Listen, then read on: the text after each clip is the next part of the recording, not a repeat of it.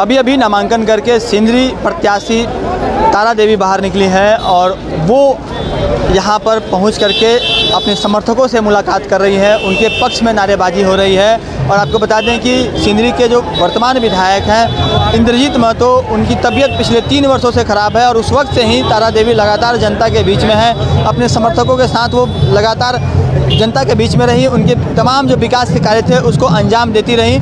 ऐसे में जो आम जनता है उसे इस बात का कहीं ना कहीं कमी जो तो होना चाहिए था वो महसूस नहीं हो पाया। लेकिन अब एक बार फिर से उन्हें ही जो पार्टी ने उन पर विश्वास जताया है, भाजपा ने तारा देवी पर विश्वास जताया और तारा देवी को एक बार फिर से कहीं ना कहीं इंद्रजीत महतो के बाद में जो मौका दिया है उस मामले में। और नामांकन के बाद क्या कहती हैं, सीधे हम उनसे रूबरू होते हैं। साथ ही सांसद ढुलू महतो भी यहाँ पर पहुँचे हुए हैं। ढुलू महतो ने भी यहाँ पर उनके नामांकन के दौरान यहाँ पर शिरकत किया है और केंद्र सरकार की नीतियों को उन्होंने स्पष्ट किया है। साथ ही विपक्ष पर भी जोरदार हमला बोला है। तो क्या कुछ कहा है ढुलू महतो जी और तारा देवी ने, सीधे हम आपको सुनाते हैं। चुनाव नहीं लड़ना चाहते हैं, इसलिए हमें विश्वास है कि इस राज्य में भारतीय जनता पार्टी की सरकार बनने जा रही है और ऐतिहासिक जीत हर कैंडिडेट को धनबाद लोकसभा क्षेत्र का मुद्दा रहेगा इस बार।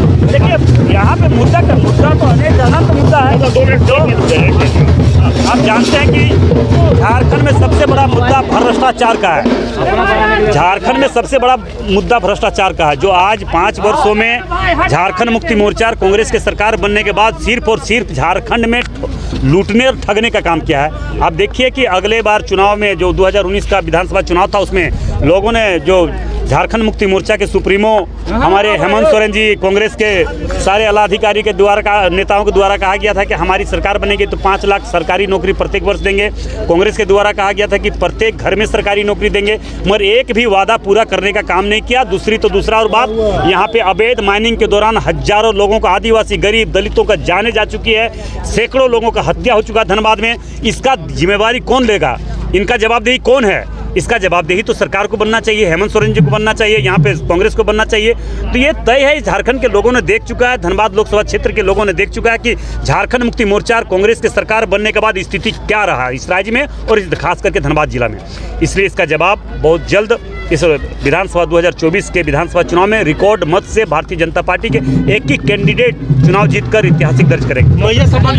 5 महीना से वृद्धा पेंशन, विधवा पेंशन, विकलांग पेंशन, गरीबों को कोई पेंशन नहीं दिया। सारा पैसा रोककर, गरीबों का पैसा रोककर, विकलांगों का पैसा रोककर कुछ हमारी माँ बहनों को प्रलोभन देने का काम किया। मगर ये प्रलोभन सारे लोग समझ चुके हैं, पूरे झारखंड के लोग समझ चुके हैं। इसके बहकावे में नहीं जाने जा रहा है, उन लोग नहीं जाएंगे उस बहकावे में। और उन लोग सारे इनका असली चेहरा चरित्र पूरे इस सरकार में कांग्रेस और झारखंड मुक्ति मोर्चा के सारे नेताओं को समझ चुका है। दीदी को योजना जो आप लोग लाए हैं, ये तो देखिए मोदी का तो गारंटी है, मोदी का गारंटी तो पूरे देश ने, पूरा विश्व विश्वास करता है। तो मोदी की गारंटी पर मैं विश्वास दिलाता हूं कि अगर ये हमारी भारतीय जनता पार्टी की सरकार बनेगी तो जो भारतीय जनता पार्टी ने जो घोषणा पत्र में जो दायर किया है, जो लोगों के बीच में प्रस्तुत किया है, वो निश्चित तौर पर धरातल पर उतारने का काम करेंगे। 1,36 करोड़ की बात करते हैं कि 1,36 करोड़ नहीं मिला है केंद्र से अभी तक।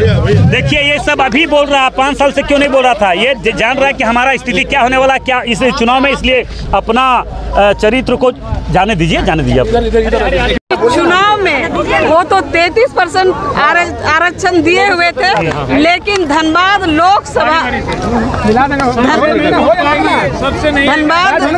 लोकसभा में जो 6 विधानसभा है ना, वहाँ तो महिलाओं को इतना सम्मान दिया कि 50% उन्होंने दे दिया है। हमारे 6 विधानसभा में हम लोग 3 मातृशक्ति पर जो है प्रत्याशी बने हैं।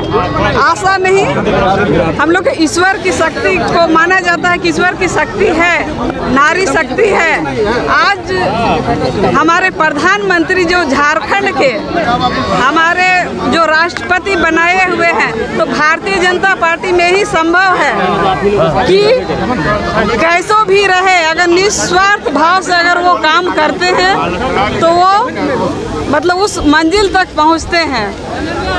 क्योंकि भारतीय जनता पार्टी में लक्ष्य था कि जो पंक्ति में बैठते हैं ना अंतिम, उन तक योजनाओं को पहुंचाना, उनका लाभ पहुंचाना, ये हमारी भारतीय जनता पार्टी की देन है, संस्कार वाली पार्टी देखिए, हम लोग राम के पद चिन्हों पर चलते हैं और जीत हम लोग हासिल करते हैं। पूरे विधानसभा में हम लोग रिकॉर्ड मत से जीतेंगे और झारखंड में भारतीय जनता पार्टी की सरकार। क्योंकि तारा जी, अगर हम बात करें इंद्रजीत महतो तो वो अस्पताल में है और मैं चुनाव नहीं लड़ रही हूँ, मेरे क्षेत्र की जनता चुनाव लड़ रही है।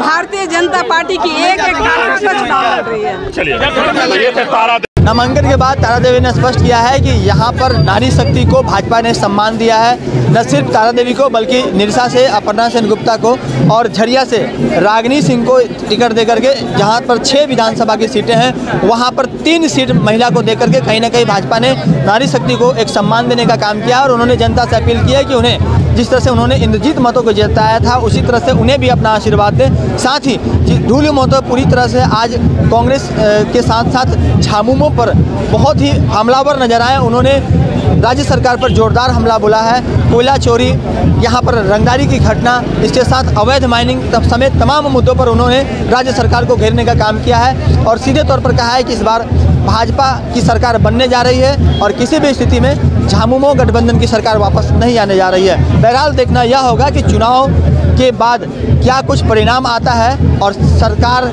कौन बनाने में सफल होती है। सहयोगी विपिन के साथ राजकुमार जायसवाल, न्यूज़ 22 स्कोप, धनबाद।